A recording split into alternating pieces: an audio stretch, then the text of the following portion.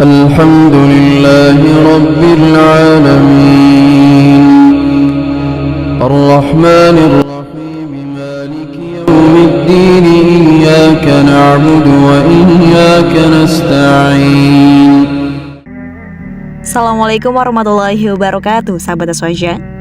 Sebuah momen tak terduga dialami oleh seorang qori yang juga imam sholat ternama asal Irak, Rat Muhammad Al-Kurdi. Yang mana ketika dirinya sedang memimpin sholat tarawih berjamaah di malam ke-28 Ramadan pada suatu masjid, tiba-tiba mikrofon yang ia gunakan terjatuh menimpa kepalanya. Sontak, Syekh Rat Muhammad Al-Kurdi langsung sigap membenarkan posisi mikrofon tersebut agar bisa digunakan seperti semula. Terlihat pada video, ia masih sibuk mengutak-atik dalam durasi yang tidak sebentar. Berikut video lengkapnya.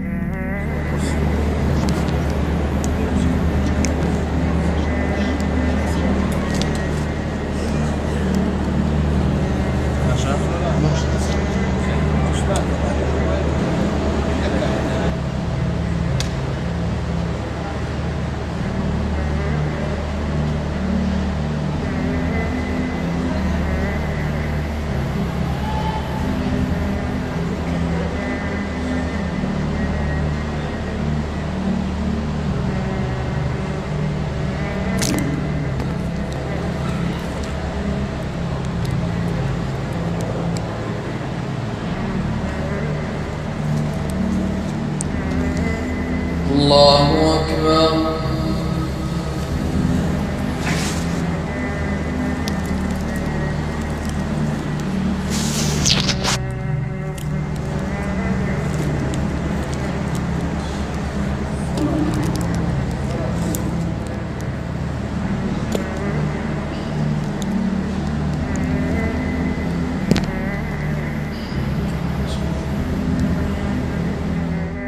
Namun, sebelum terjadi insiden tersebut, ternyata posisi mikrofon yang digunakan oleh Syekh Rat Muhammad Al-Kurdi ketika memimpin sholat tarawih berjamaah memang mengalami gangguan.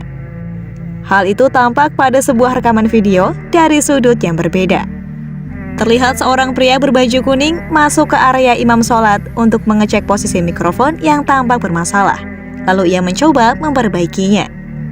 Dan setelah dirasa sudah aman, pria berbaju kuning yang kemungkinan adalah teknisi masjid pun pergi.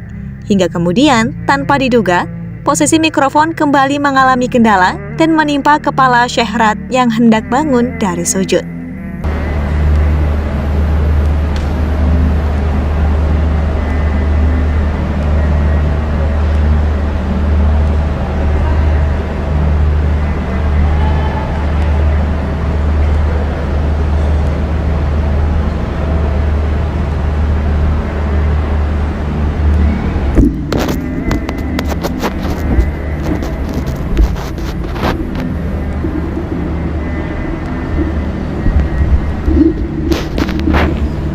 الله أكبر.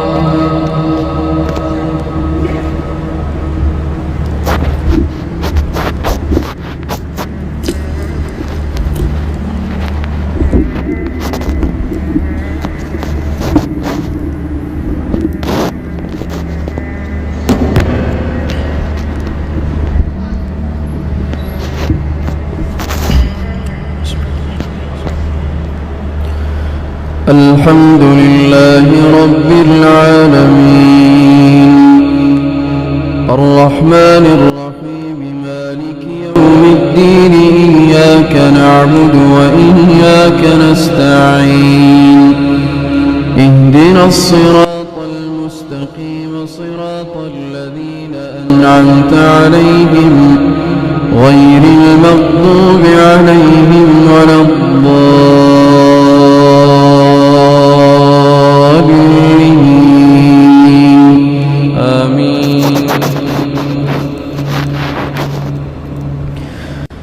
حميم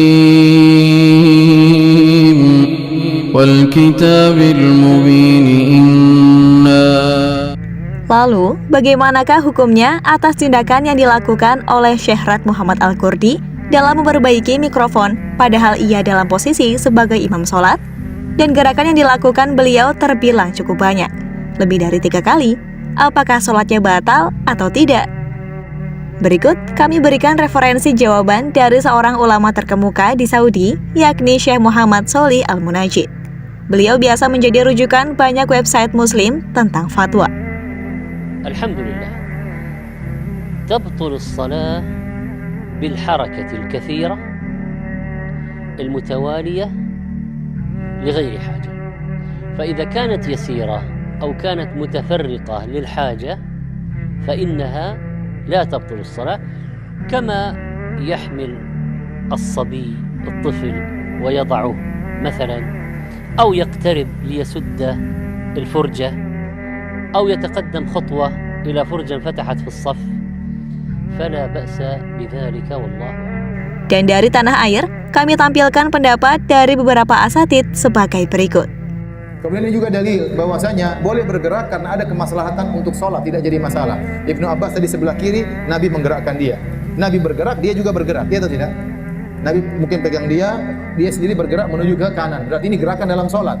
Tetapi tidak mengapa, karena demi kemaslahatan sholat.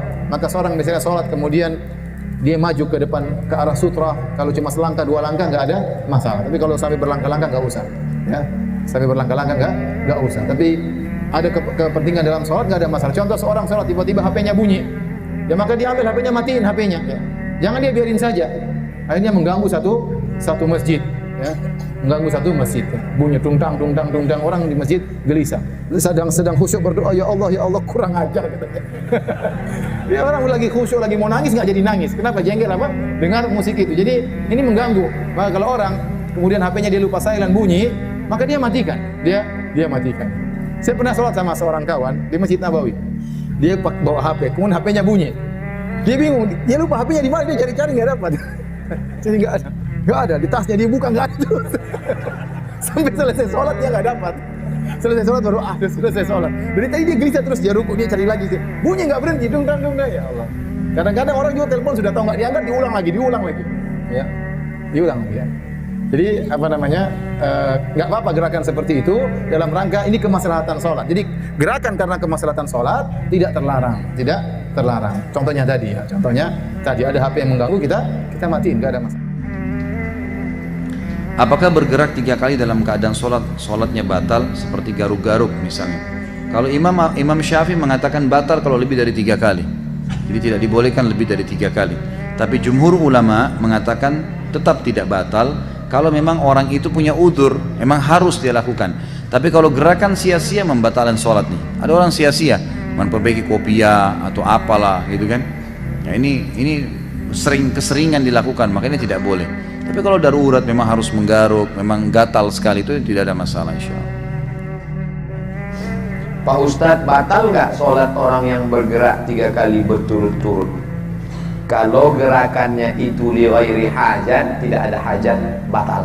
Tapi kalau ada hajat, tak batal. Mana contoh hajat? Allahu Akbar, uqtulul aswadaini fi shalah. Bunuhlah 2 yang hitam meskipun engkau sedang sholat. Lewat ular, dia pukul. Itu enggak mesti sekali lari lah ular. Yang kedua, misalnya outbound nih ke bukit, tiba-tiba nggak ada angin, nggak ada hujan, sholat dia di depan ada kolam, tiba-tiba datang orang buta. Maka saat itu dia boleh melangkahkan kakinya, dia tarik orang buta itu melewatkan. Tapi jangan ngomong, jangan sini lagi ya Pak ya. Tapi kalau yang tidak ada hajat, maka batal. Namanya harakah ajnabiyah. Sepengetahuan saya, katanya batal. Misalkan saya sering lihat orang makmum, tadinya 2 orang, ketika datang yang lagi makmum tersebut mundur 2 langkah. Sedangkan katanya kalau kaki mengangkat, ini termasuk hajat. Mundurnya dia itu hajat, bukan gerakan ajnabiyah. Hajat artinya keperluan, kebutuhan daripada sholat itu sendiri. Karena kalau tidak diatur, softnya kacau balau. Gerakan yang tidak ada hajat sama sekali, itu yang tak betul. Allahu Akbar.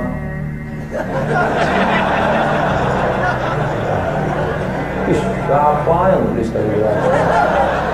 Itu betul. Jika mengambil kesimpulan dari pendapat para ustadz tadi, Gerakan yang dilakukan oleh Syekh Rad Muhammad Al-Qurdi termasuk dalam uzur atau merupakan hal yang diperlukan, yakni menyesuaikan posisi mikrofon karena sebab area masjid yang terbilang cukup luas, sehingga tindakan tersebut diperlukan agar para jamaah tetap dapat mendengar suara dari sang imam, dan sholat beliau pun tetap sah. Wallahu a'lam. Bagaimana jika menurut sudut pandang sahabat? Silakan isi di kolom komentar ya. Wassalamualaikum warahmatullahi wabarakatuh.